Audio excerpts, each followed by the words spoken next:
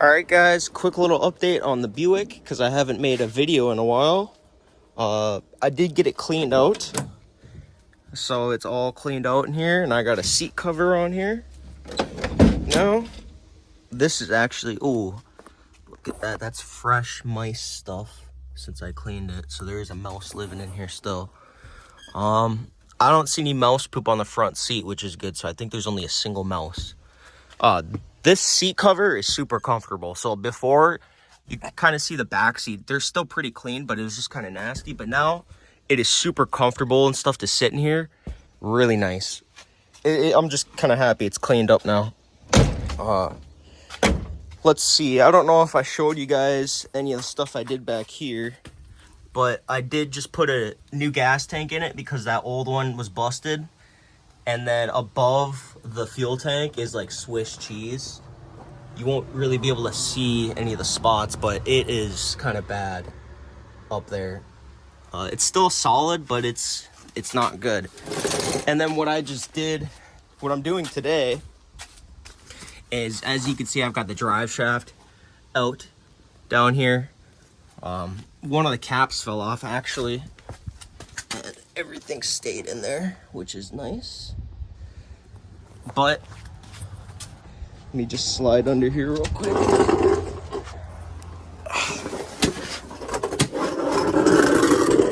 Hopefully you guys don't go upside down or anything with the view switching. I didn't get a new fuel thing for inside of the tank, and the fuel sock for the old one was like disintegrated to nothing. So I just ripped it off so it wouldn't get in the fuel. So it's just, there's no fuel sock in the tank at all. It's just a straight pickup. And then right after the tank, I put a fuel filter right here. And because this line kinked last time, I added in a big bend right here. So it should last way longer before it kinks or anything. And if it hits up here or anything, I could zip tie it or figure something out. But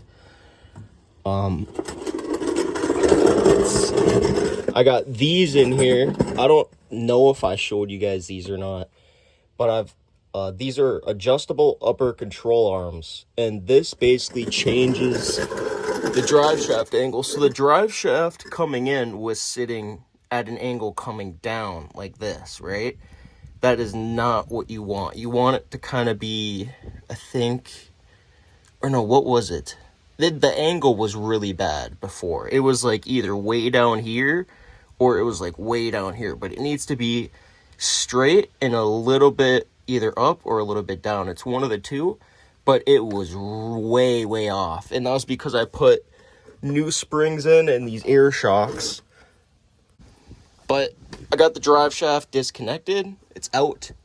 I've got a little plug in the transmission so it doesn't leak transmission fluid everywhere. Kind of get a little view under the car. It's, for 1969, not bad at all. This is what, depending on where you're from, you may say, oh, that's rusty. This is solid. And when I mean solid, I mean, you're looking at this, right? This is completely solid all the way through every single part of the car. You've got the floor pans. This is from sitting in Minnesota, the last 10, 15 years, whatever. But the frame, the things that really matter, mostly just surface rust. And it kind of stinks because if I really want it to last, I'll have to take the whole body off the car. I don't want this video to be too long. Oh yeah, one more thing. These guys are everywhere. These little, look how big this guy is. Whoa.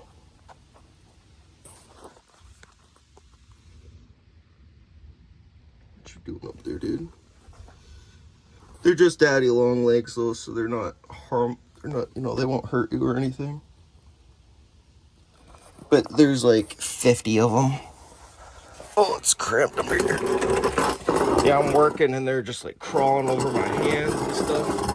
There is a wire over there I found hanging down. I don't know what it goes to. But yeah, so far, like almost everything mechanical's like kind of been gone through on this car, except the differential's never been taken apart.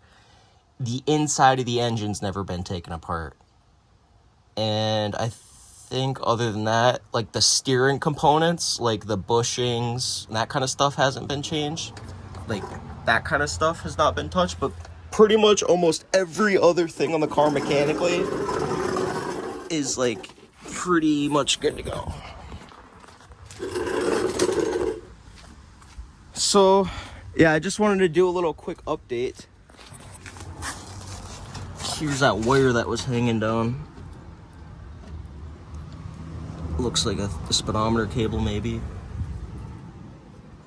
I don't know. Got the headlights are almost installed. I still have got to do this side. So I do have the antenna for this. I've got the radio. I've got like some cup holders. I've got the trim piece. Like, see this trim piece right here? This trim piece was missing on the other side. No, I thought I just didn't have it. It turns out after like 6 years of owning the car, this trim piece is like tucked away in the trunk somewhere.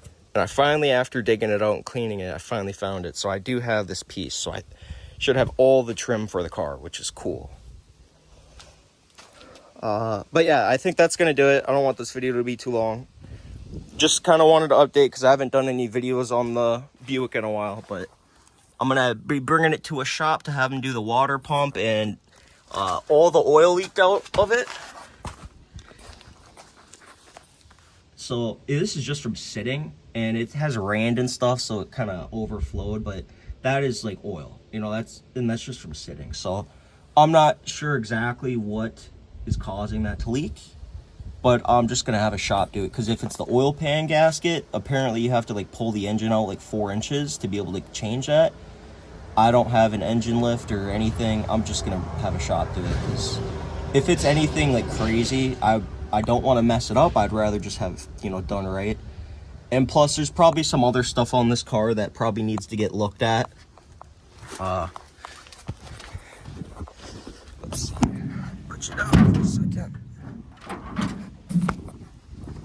There's probably some other stuff that needs to be looked at on this car.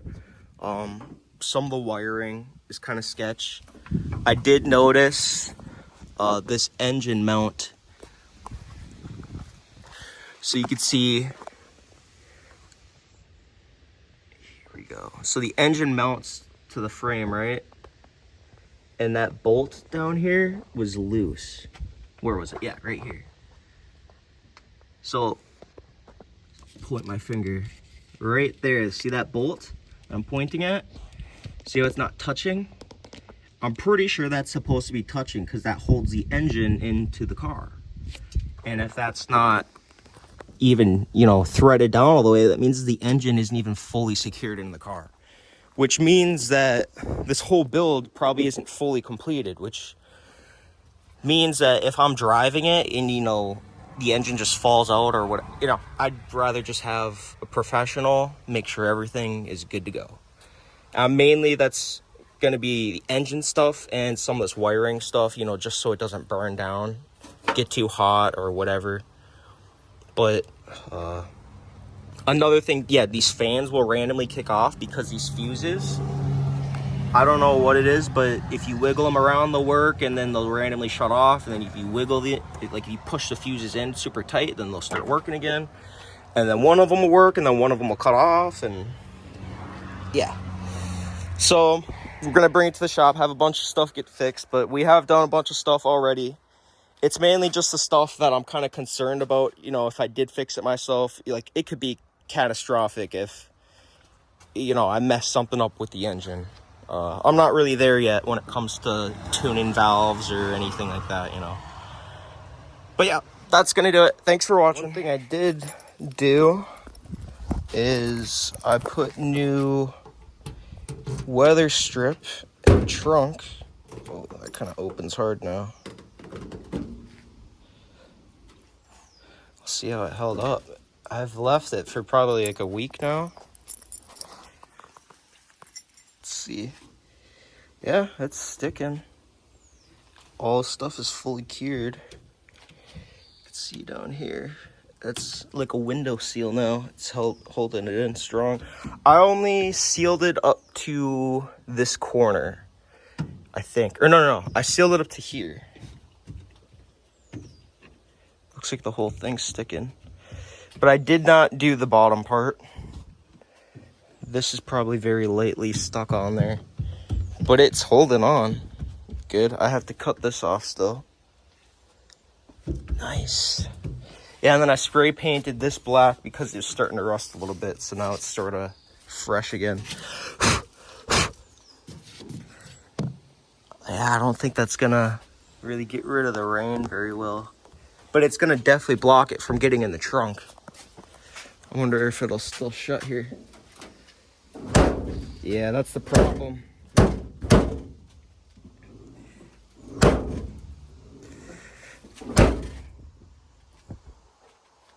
Oh, it went. Look at that. So it does kind of stick up a little bit.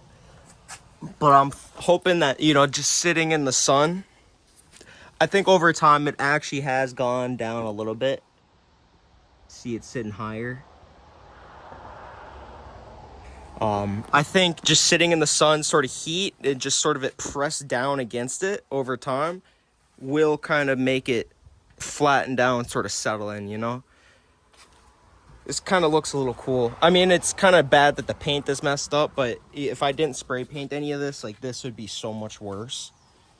It would really be so much worse, all these little spots. And I spray painted it because I do plan on, you know, I plan on keeping the car, so I'm going to do body work one day. But, like, this would probably be completely gone at this point. I've got to probably not spray paint it black. I should probably get some white, but what I was saying is it kind of looks cool with the camouflage.